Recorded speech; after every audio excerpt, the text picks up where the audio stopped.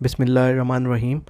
आज का टॉपिक है जी, ट्रांसप्लांट किन लोगों को नहीं करवाना चाहिए। आज मैं आपको इस पे एक डिटेल लेक्चर दूंगा और आपको बताऊंगा कि वो कौन से पॉइंट्स हैं जो आपको ट्रांसप्लांट से पहले मद्देनज़र रखने चाहिए और वो कौन से लोग हैं जिनको ट्रांसप्लांट के लिए बिल्कुल भी नहीं जाना चाहिए।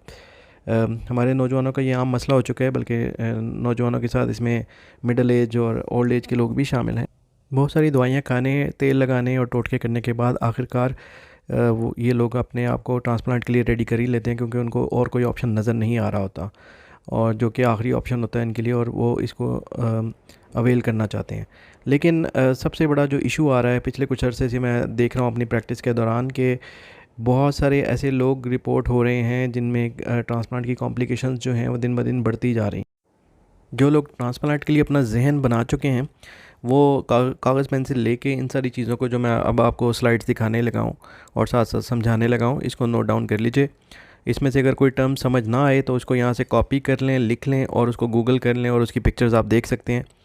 तो सबसे पहले बात करता हूँ स्कैल्प स्किन डिजीज़। स्कैल्प हम लोग कहते हैं, जो खोपड़ी की जिल्द होती है इसको हम लोग स्कैल्प कहते हैं। और इसके ऊपर अगर आपको कोई भी मसला है, कोई स्किन की प्रॉब्लम है जिनमें डर्माटाइटिस हो सकता है, सोरियासिस हो सकता है, डैंड्रफ इवन हो सकती है, या कोई फंगल इन्फेक्शन हो सकता है, अगर आपको इनमें से कोई एक मसला भी है तो आप ट्रांसप्लांट के लिए हरगिज़ मत जाइए। सबसे पहले इसका इलाज करवाइए और उसके बाद सोचिए। दूसरे नंबर पे जो चीज़ आपकी हेयर ट्रांसप्लांट सर्जरी का बेड़ा गर्क कर सकती है उसका नाम है जी डायबिटीज़। डायबिटीज़ यानी आम लफ्ज़ों में अगर मैं कहूँ तो शुगर। बहुत सारे लोगों को है और दिन ब दिन इसकी रेशो जो है वो पाकिस्तान, इंडिया और एशिया में बढ़ती ही चली जा रही है। वो उसकी बहुत सारी वजूहत हैं, उसको फिर किसी वीडियो में डिस्कस करेंगे। फ़िलहाल हम बात करें कि शुगर की वजह से भी आपका हेयर ट्रांसप्लांट ख़राब हो सकता है।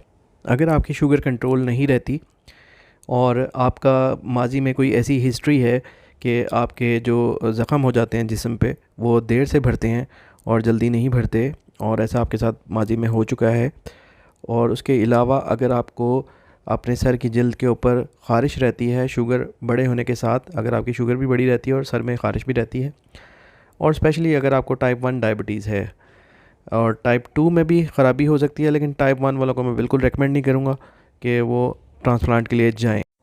उसकी वजह ये है कि टाइप 1 डायबिटीज़ जिनको होती है उनको पता है कि इन लोगों को सिर्फ़ और सिर्फ इंसुलिन लगानी पड़ती है, ये दवाइयों से कंट्रोल नहीं होती।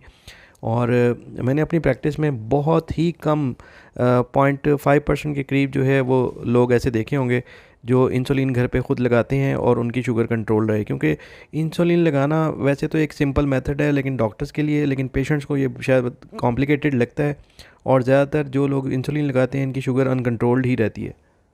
यहाँ शुगर कंट्रोल ना होने की वजह इंसुलिन हरगिज़ नहीं है, बल्कि लोगों को जो है इंसुलिन लगाने की समझ ही नहीं आती। बड़ी मुश्किल से कुछ चंद ऐसे लोग होंगे जो सही से इंसुलिन लगा पाते हैं और अपनी शुगर का सही से ध्यान रख पाते हैं, वरना इनकी शुगर जो है कंट्रोल नहीं होती। और ऐसे लोगों को बिल्कुल भी ट्रांसप्लांट के लिए नहीं जाना चाहिए। कॉम्प्लिकेशन ज़रूर आएंगी ट्रांसप्लांट के बाद।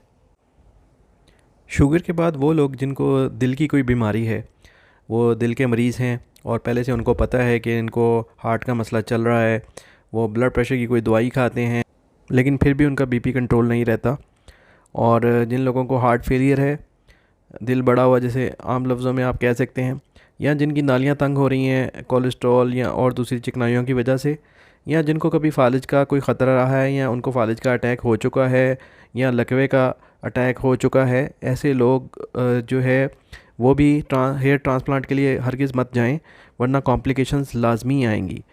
मैं ये तो नहीं कह रहा कि ऐसे लोग करवा ही नहीं सकते, लेकिन मैं ये कि ज़रूर बता रहा हूँ आपको कि ऐसे लोगों में कॉम्प्लिकेशंस आने के चांसेस बहुत बहुत बहुत ज़्यादा हैं, और उसकी बहुत सारी मिसालें अब हमारे सामने आना शुरू हो गई हैं। वीडियो के आखिर में मैं आपको कुछ टेस्ट भी बताऊंगा जो आप लोगों को लाजमी करवाने चाहिए हेयर ट्रांसप्लांट के लिए जाने से पहले, क्योंकि बहुत सारे डॉक्टर्स, बल्कि बहुत सारे टेक्नीशियंस मैं कहूँगा हजरात ऐसे हैं जो ये टेस्ट बिल्कुल नहीं करवाते और पेशेंट का नुकसान हो जाता है। तो उस टेस्ट की लिस्ट भी आपको एंड में देता हूँ। उससे पहले हम बात कर लेते हैं लिवर डिजीज़ के बारे में।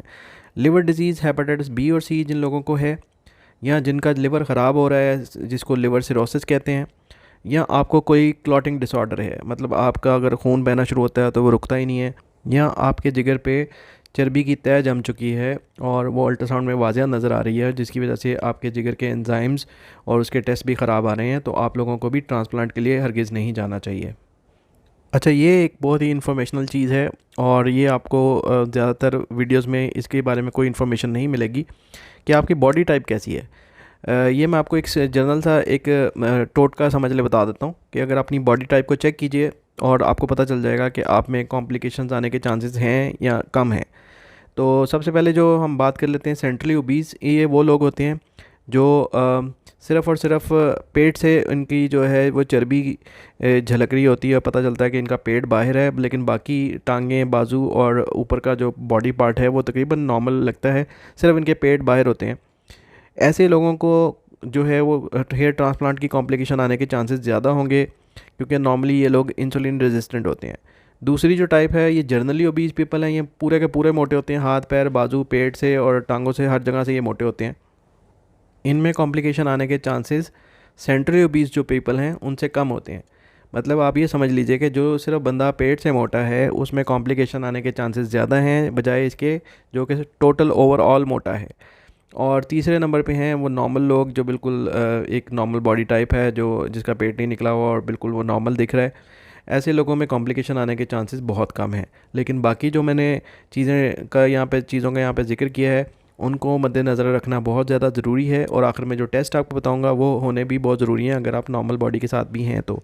इसके साथ आपकी एज भी मैटर करती है। अगर आप 30 साल से कम हैं तो आप में कॉम्प्लिकेशन आने के चांसेस काफ़ी कम हैं। अगर आप 30 साल से ज़्यादा हैं तो आप में कॉम्प्लिकेशन आने के चांसेस बढ़ते जाएंगे उम्र के साथ। और आखिर में किडनी डिजीज़ के बारे में बात कर लेते हैं, जिनको ये गुर्दे की बीमारियां हैं, जिनका मैंने आपके सामने स्लाइड पे ज़िक्र किया है। सीकेडी है, पॉलीसिस्टिक किडनी डिजीज़ है, ग्लोमेरुलोनेफ्राइटिस है।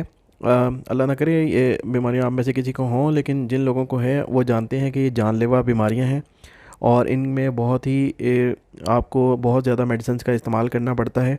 और जब आप हेयर ट्रांसप्लांट के लिए जाते हैं तो उसके बाद में भी आपको तकरीबन 10 से 15 दिन तक कुछ अद्वियात खानी पड़ती हैं, और उनमें कुछ अद्वियात ऐसी होती हैं जो ये किडनी डिजीज़ वाले पेशेंट बिल्कुल भी नहीं खा पाते। उसमें से सोजन की दवाइयाँ, दर्द की दवाइयाँ और कुछ एंटीबायोटिक्स ऐसे हैं जो किडनी डिजीज़ वाले लोग नहीं खा सकते। तो जिनको ये बीमारियाँ हैं या किडनी की कोई भी बीमारी है तो वो भी हेयर ट्रांसप्लांट के लिए मत जाएं और अपनी जान बचाएं, ना कि अपनी बालों की खूबसूरती के लिए और अपने चेहरे की खूबसूरती के लिए जान दे दें। और आखिर में टेस्टों की लिस्ट, जिसका मैंने आपसे शुरू में ज़िक्र किया था, ये अपने पास नोट डाउन कर लीजिए। अगर आपने ये सारे अपने जो फैक्टर्स मैंने आपको बताए हैं इनको आपने चेक कर लिया है और आप बिल्कुल एक तंदुरुस्त इंसान हैं, तो फिर आप ये टेस्ट करवाने के बाद अपना हेयर ट्रांसप्लांट करवा सकते हैं और इंशाल्लाह वो कामयाब होगा। टेस्टों की लिस्ट नोट कर लीजिए। इसमें हेपेटाइटिस ए और बी आपको करवाना पड़ेगा।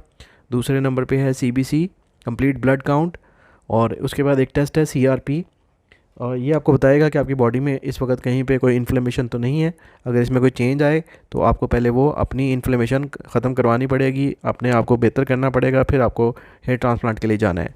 और आखिर में HbA1c है, जो आपकी शुगर की रिपोर्ट बताएगा कि पिछले कुछ अरसे में आपकी शुगर जो है वो कंट्रोल रही है या नहीं रही, या आप शुगर के पेशेंट तो नहीं हैं और आप में कोई शुगर की कॉम्प्लिकेशन तो नहीं है। ये सारी चीज़ें चेक करने के बाद आप हेयर ट्रांसप्लांट के लिए जा सकते हैं। उम्मीद है कि आप लोगों को ये वीडियो पसंद आई होगी और आपकी ज़िंदगी में कोई वैल्यू ऐड करेगी। अल्लाह हाफिज़।